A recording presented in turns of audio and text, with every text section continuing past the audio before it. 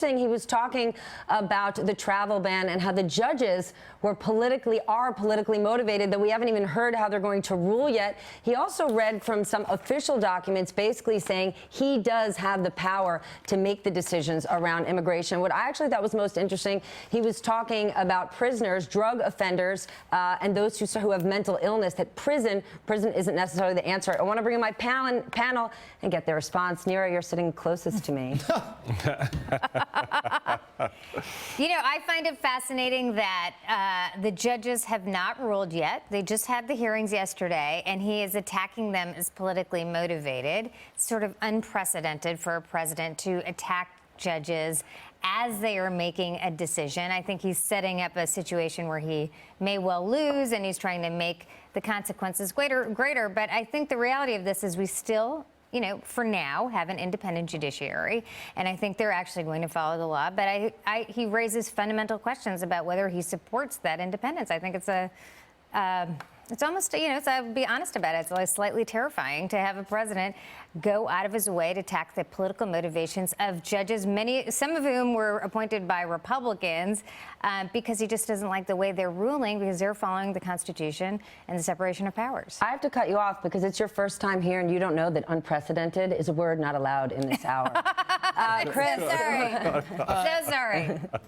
That is an unprecedented statement there. I'm just sick of it. It's like the disruptive innovation of 2016. In the era of Trump, look, I think that the thing that he does this all the time.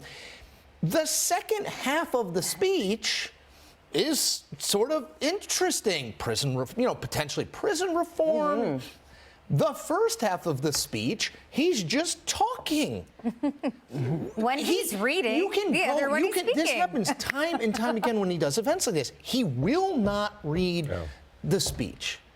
He'll get around to it, but he will not just read the speech and leave. He wants to deliver the special. As a result, you have the stuff about the judges. You have the rehashing his election results. You know, and this is the problem. You can criticize the modern media environment, but when you say things like he said in the first 10 minutes of that speech, to Neera's point, while these judges, and you tweet out things that say, if the ruling goes against me, we can never be safe again.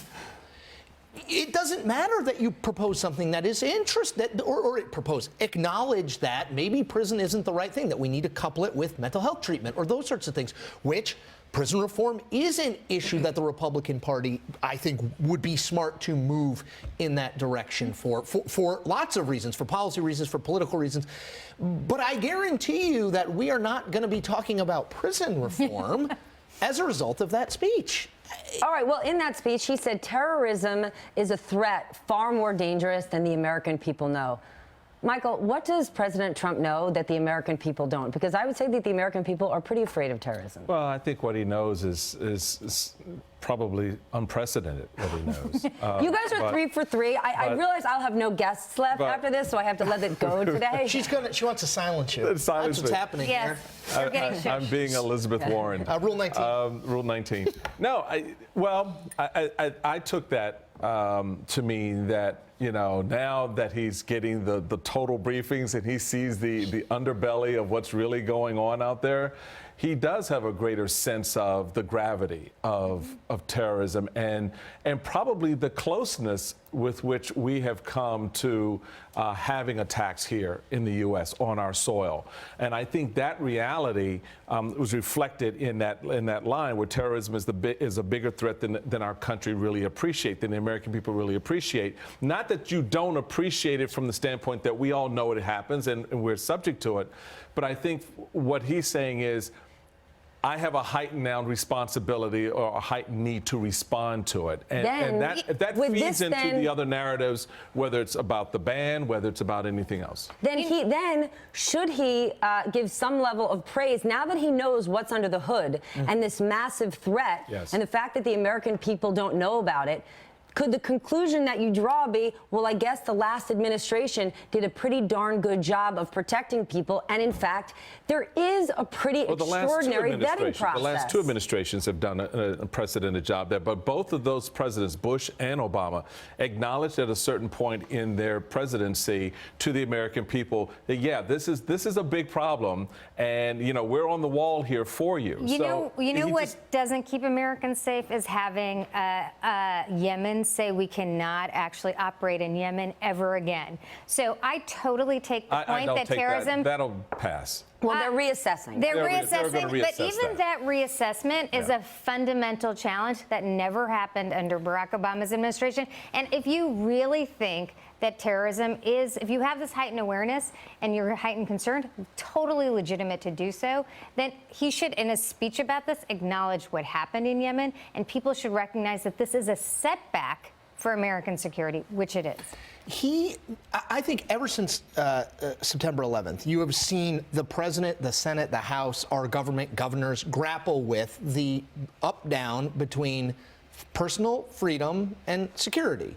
Patriot Act, most of them, Bush and Obama, acknowledge, look, we want to do everything we can to preserve your personal freedoms while also keeping you safe. Trump is a different animal there in that it's essentially saying, look, your personal freedoms, that's fine until something happens, and then you're going to say, well, why didn't we do this? And so he is way over here on the safety versus personal freedom argument. The question is, in terms of safety, when you look at what they want to do in terms of this extreme vetting, how does one prove who wants to come to this country that they love America? How does that question go down? Or that they don't, or that they don't love America. That they don't. And we give everybody at the border a lie detector test. Also, why not have Saudi Arabia on your list? I mean, places that actually the attackers Saudi Arabia came is in the list for very obvious reasons, because Saudi Arabia has controls and protocols in place that the U.S. is already in alignment with. Those 7 countries don't have. I mean, 4 of those countries don't even have embassies you can go to. If you look at what is happening in Syria and other places, let's just keep it real in the space that we need to occupy here. The fact of the matter is, those 7 countries are on that list for a reason. They were put there by the Obama administration for a reason that has a lot to do with our ability to be able to verify national security interests with people coming through those borders. That's their problem there. Donald Trump, to your point just now, has taken it and has broadened the scope of that. And so that's the debate we're having right now. And that's a legitimate debate to have, I think.